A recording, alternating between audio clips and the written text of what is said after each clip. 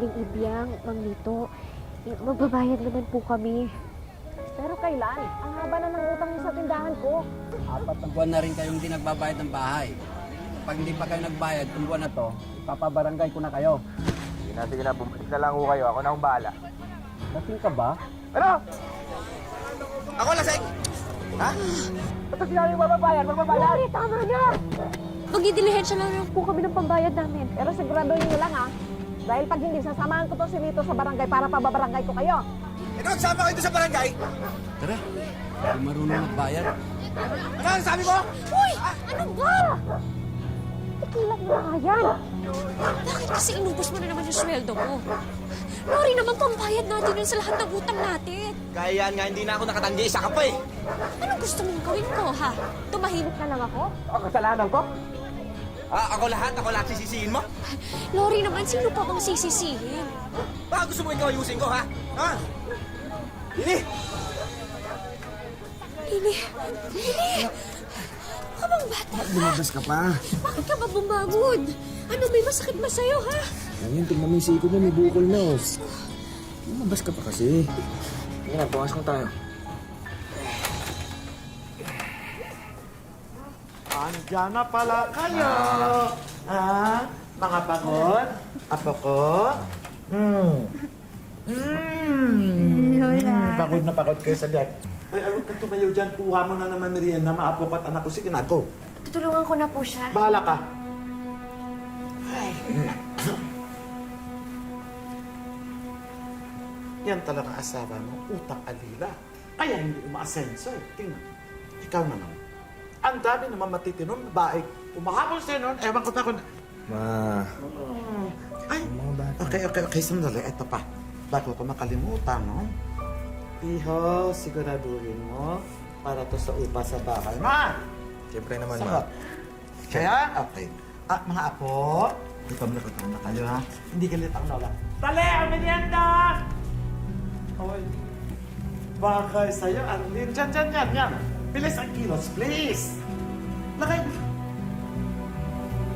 Dito ka na kakain ng mga anak mo. Sige po. Sige na. Upo ka rin. There, go.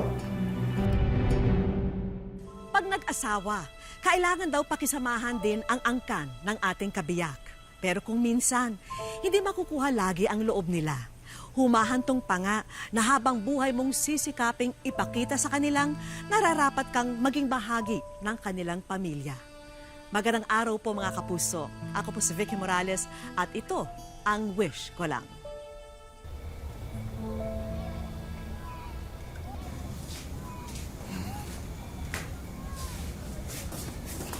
Lori, bakit ngayon ka lang? Kanina... Lasing ka na naman ba? Lori, parang awa mo na. Huwag mo sabihin sa akin na naubos mo na naman yung sweldo mo sa pag-iinom mo. No, sakto. Lori, malalayasin na tayo dito kapag hindi pa tayo nagbayad. Oo. Ang maganda. Hiram tayo kay mama, ha? Kailangan. Lori, hindi naman pwedeng palaging ganun eh. Ano, habang buhay na lang ba tayo maasa sa mama mo? Lori naman. Ano bang nangyayari sa'yo? Dati naman hindi ka ganyan na. Dati naman hindi tayo ganito Saan ba yung lalaking pinakasalan ko? Lori.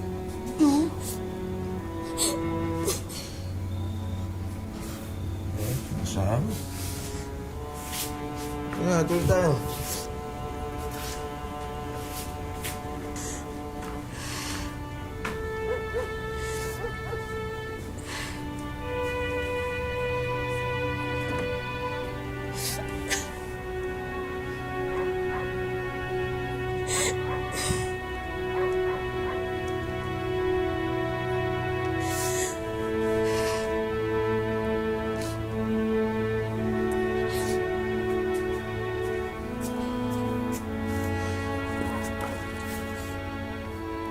Hindi na natiis pa ni Arlene ang ugali ng asawa, kaya nagpasya siyang umalis at iuwi ang mga anak sa Bohol.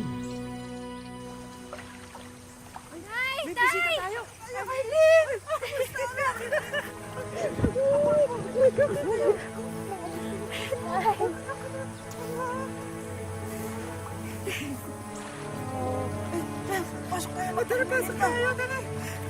Anak ko, umiyak. Huwag ka na malungkot.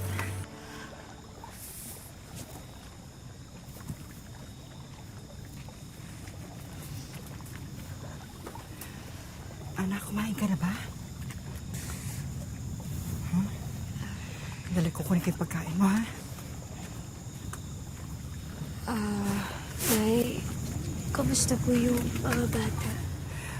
Mabuti naman, Mac. Pero baka bago ko makalimutan, yung gamot ni Lily, paubos na.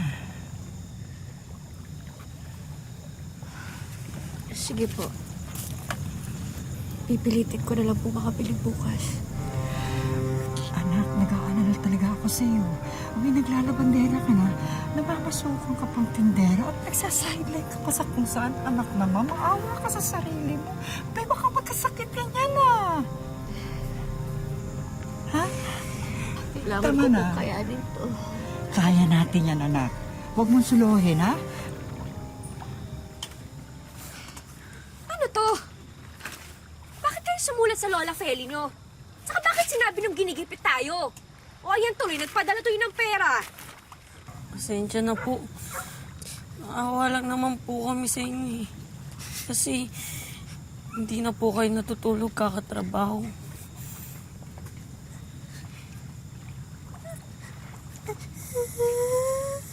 Diba?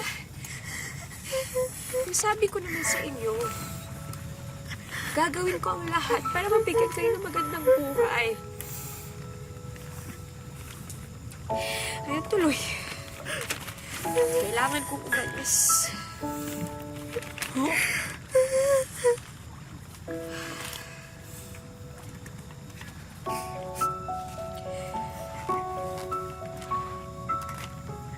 Malaki ang binigay na pera ng Lola Feli niyo.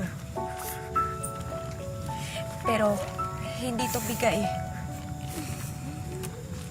Sweldo to dahil kinukuha niya ako maging kasambahay niya.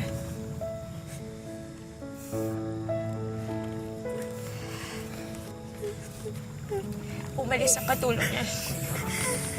Gusto niya ako pumalit doon. Nagpadala na rin siya ng ticket sa barko.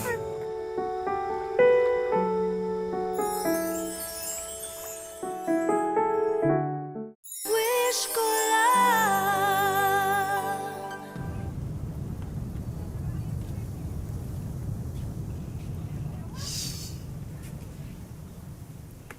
Anyway, alam mo na ang servant's quarter kung saan, di ba? Doon ka matutulog. Sa kusina ka rin kakain.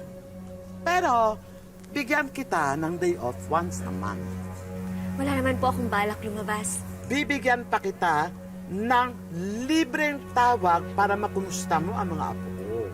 Ayun, ha? One day off at libreng tawag. Talaga po? Naku, maraming salamat, Ma. Maraming salamat anak, po. Wag mo ako matawag-tawag na ma dito. Wag! Katulong kita, hindi na kita magkamag-anak, ha? Naintindihan mo?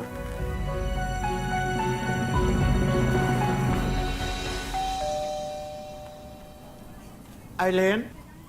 May tao, tingnan mo kung sino. Ano ka ba? Lakad na! Kanina pa yan eh.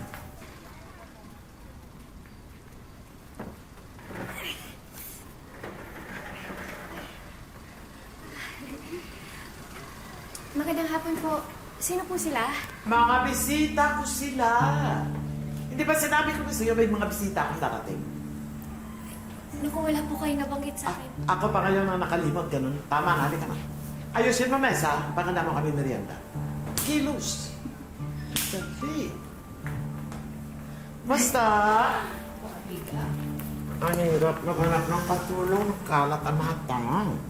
Ang dali mo nakakahanap ng mili. She looks familiar. Oh my God! Di ba siya yung daughter-in-law mo? Correction. Former daughter-in-law. Talaga? Kailan pa? Ako, please, let's not go into details. Ang importante, natutulungan ko ang mga apo ko. Ang bait niya. Good lola. Very good. Hello, Arlene! Ipakanda mo kami ng merienda. Bilisan mo naman, parang awa mo na, no? Pagkupad! Anak, dahan-dahan na. Wait. Dahan-dahan na.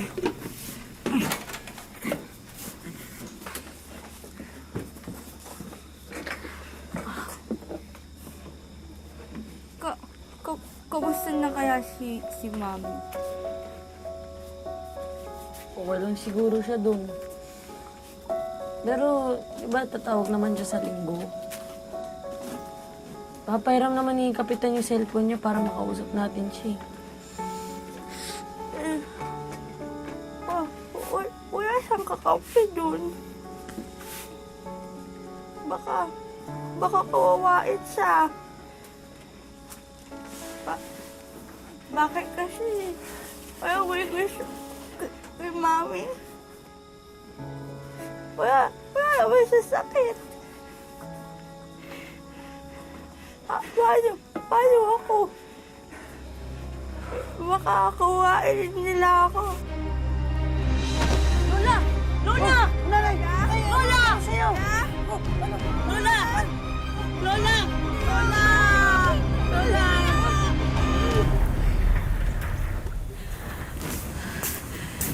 Ma'am.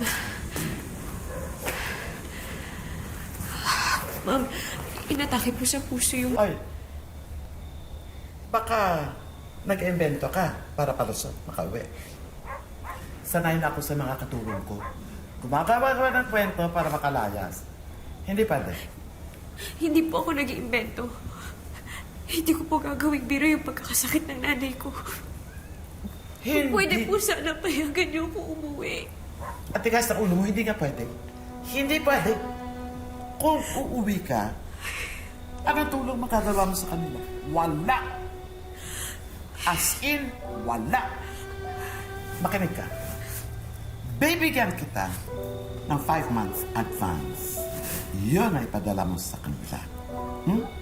That way, matutulungan mo pamilya. Okay? Ano? Sagot! Tapos ang usapan ito.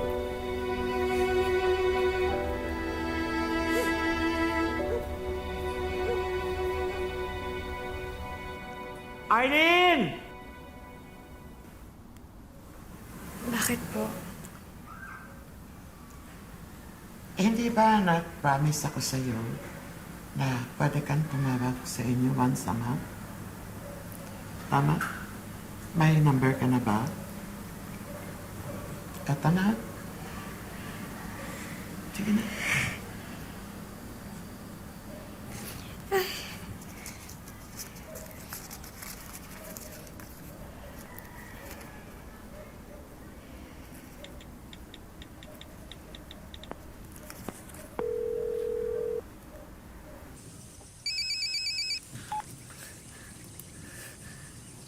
Hello po, Nay. Anak. Kamusta na kayo? Okay lang naman po kami, Nay. Wait lang po, ah. Si Mami.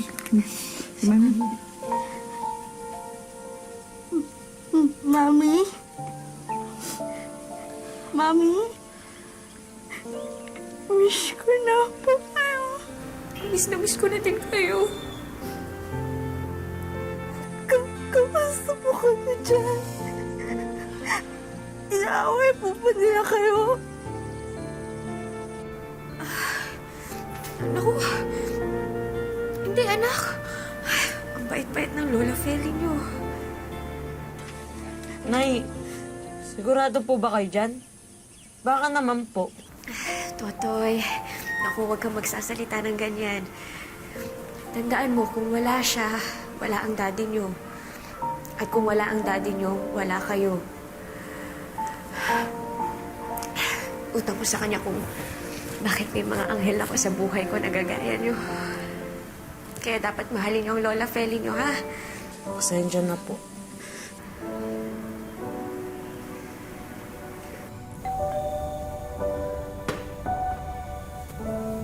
Sandali lang.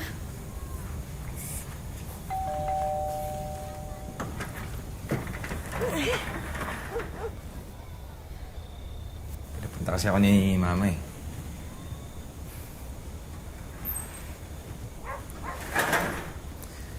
Gusto ka dito? Gusto ang mga bata? Mabuti naman. Kausap ko lang isang gabi yung mga bata sa telepono. Si Mama, kumusta sa'yo?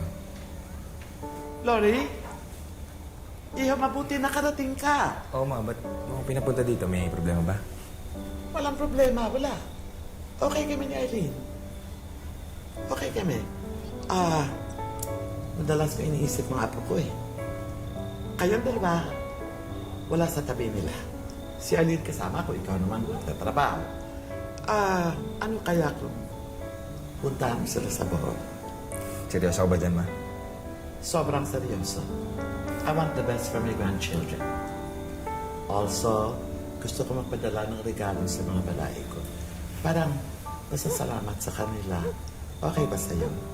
Oo, sige, Ma. Kung yan ang gusto mo.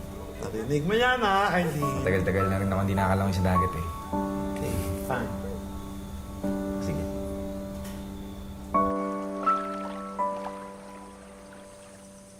Oh, anak. Kumusta? Namiss kita. Dad! Namiss ko kayo, ha? O, kumusta? Nangingisda ka na pala. Ito, regalo ko, ha? Ganda hapon po, Nay, Tay. Pagpalain ka, Lori. Mabuti naman tinalaw mo mga bata. Oo naman po, namiss ko yung mga bata. Kumusta naman po sila dito? Ay, okay na okay. True pala, Nay. Regalo galing kay Mama. Ay, salamat anak, ha? Nay, nakapangako po pala ako kay Eileen na tatawagan ko siya pagdating ko dito. Kaya tawagan ko po muna siya. Sige, anak.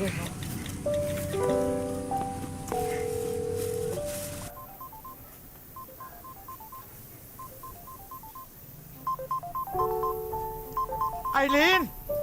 Eileen, dali ka! Dali, sagutin mo! Dali na! Oo. Hello? Hello, Eileen. Nandito na ako. May mga makukulit na batang gustong kumumusta sa'yo. Teka. Anak, si Mami. Mami? Lily? Anak? Kamusta kayo? Masaya, Mami. Nandito na si Daddy. Kayo po. Ako din. Masaya ako, anak.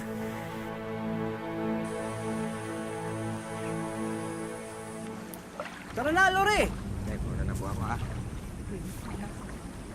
Po tayo, ito na po.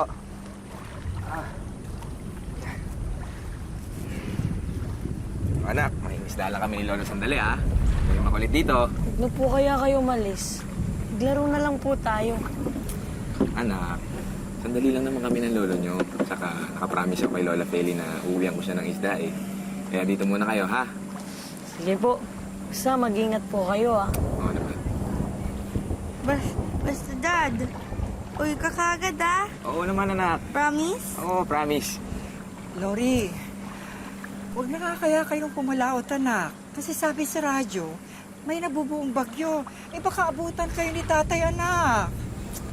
Nay, sandali lang naman po kami ni tatay, eh. Tsaka, yakang-yakan natin yan, di ba, tay? Approve! Sandali lang kami! Mag-iingat kayo, ha? Opo, Nay.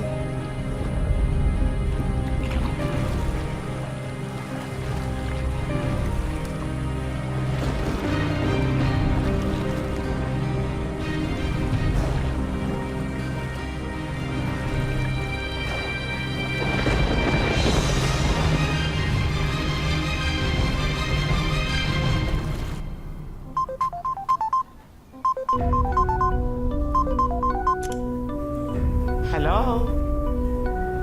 Hello?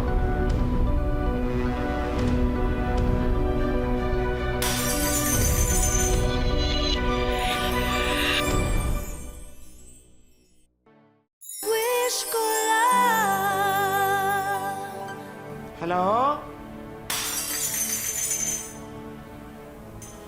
Ano po nangyari?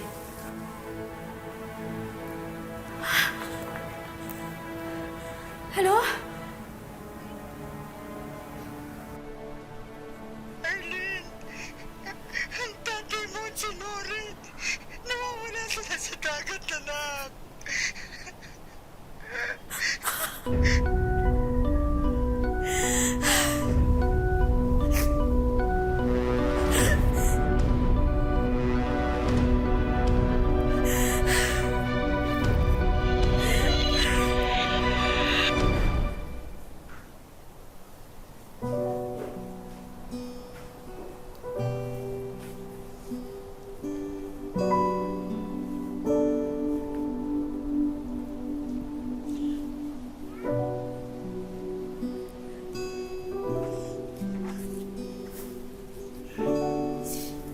Magpapaalam na po ako. At ingat ka, Arlene. Alagaan mo na lang mabuti ang apo ko. Ang apo ko.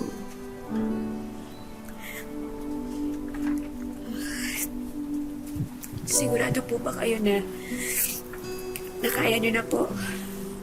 Kaya ko. May nakuha nga akong kasama. Ang importante ngayon, ang nanay mo. Nag-iisa siya. Wala ng tatay mo, di ba? Kaya. Ipagdadasal ko po na sana makita na yung katawan ni Lori. Eileen, bago ka umalis, gusto ko humingi ng tawad sa'yo. Gusto ko humingi ng patawad sa mga ginawa ko noon. Mali ako. Isa ka mabuting tao.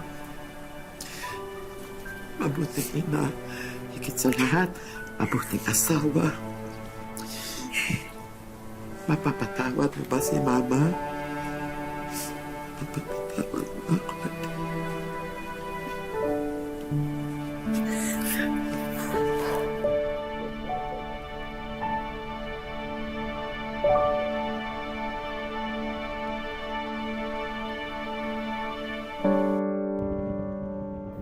Siyam na taon na ang nakalipas mula nang danasin ni Arlene ang ilan sa mga pinakamasalimuot na kabanata ng kanyang buhay. Nagpasya lamang siya na lumayo noon dahil hindi niya raw maatim na makitang kumakalam ang sikmura ng kanyang mga anak. Mahirap din dahil mawalay ka sa mga anak mo. Siyempre, mamimiss mo sila. Malayo yung Manila. Nagpasya na nga si Arlene na hindi na muli siyang lalayo para sa mga anak. Bubuhayin niya sila sa maayos na paraan na kaya niya.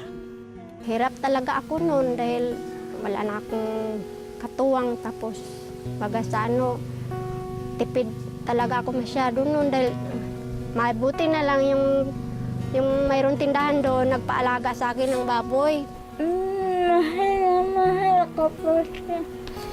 Kasi iyakan na po akong alagaan kahit po wala ako kuminsan.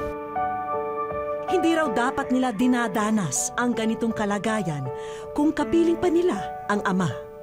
Bagay na labis na dinadamdam ni Lily hanggang sa mga oras na ito mula nang maaksidente ang magulang sa laot. Malungkot po ako.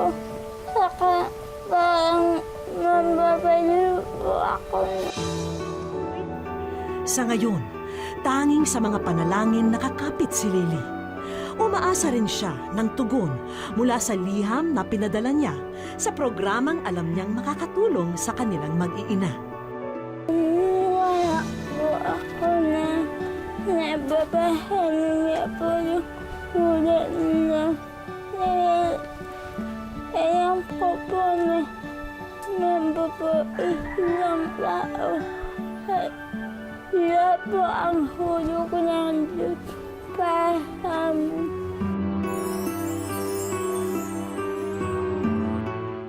Sa aming pagbabalik,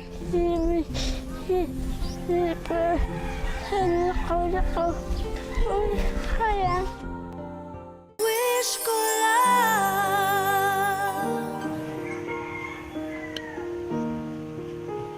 Saktong papalabas noon ng bahay sina Arlene. Pupunta raw sila ng palengke para bumili ng ipit sa buhok para kay Lily. Hanggang sa may napansin sila sa puno. Isang manikang tarsier na tila may mensaheng ipinapaabot sa kanila. Ako nga pala si Bukhan niyo. Ang super ko dahil nakain sa amin ang nais niyo. Kaya. Wish ko lang. Masayang-masaya po sa tulong po ng wish ko lang. Kasi po, matutupad na po yung mga pangarap niya po. Pero nalulungkot ka pa rin. Dahil